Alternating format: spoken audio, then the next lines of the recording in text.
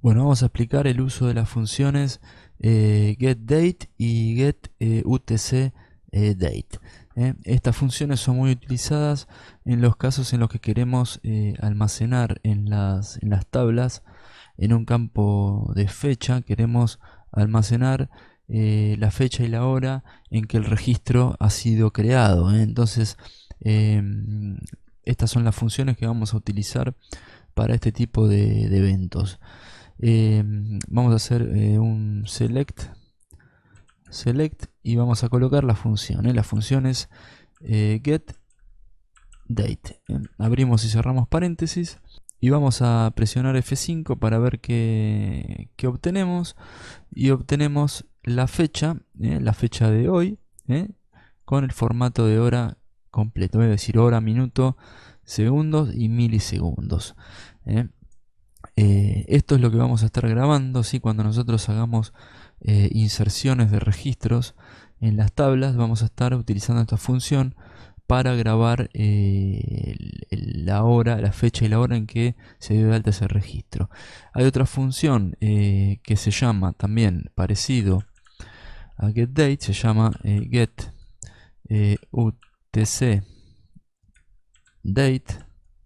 ¿sí?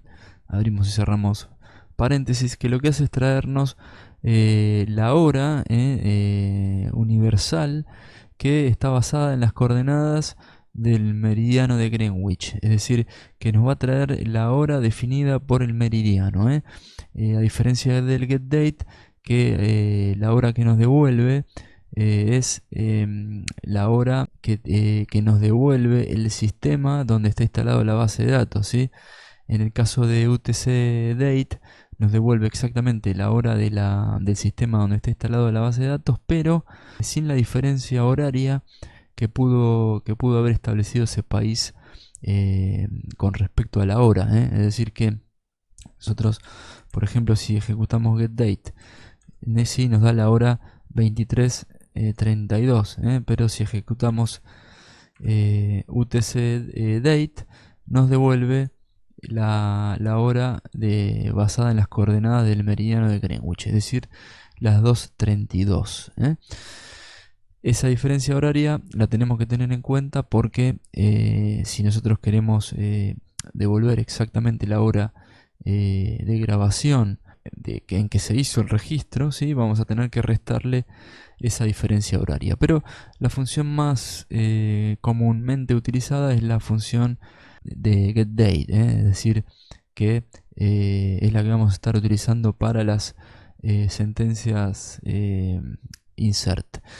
Entonces, lo que tenemos que tener en cuenta es que si nosotros, por ejemplo, tenemos el servidor de base de datos alojado en un servidor en Estados Unidos, por ejemplo, la fecha que nos va a devolver, la fecha y la hora que nos va a devolver, va a tener que ver con la diferencia horaria de nuestro país. ¿A qué me refiero con esto? Que la fecha y hora que nos va a devolver va a ser la fecha y hora del sistema donde esté instalado el SQL Server. Es decir, que si lo tenemos en Estados Unidos, nos va a retornar la hora actual en Estados Unidos, ¿sí? Con la diferencia horaria correspondiente al estado en donde me encuentre de Estados Unidos.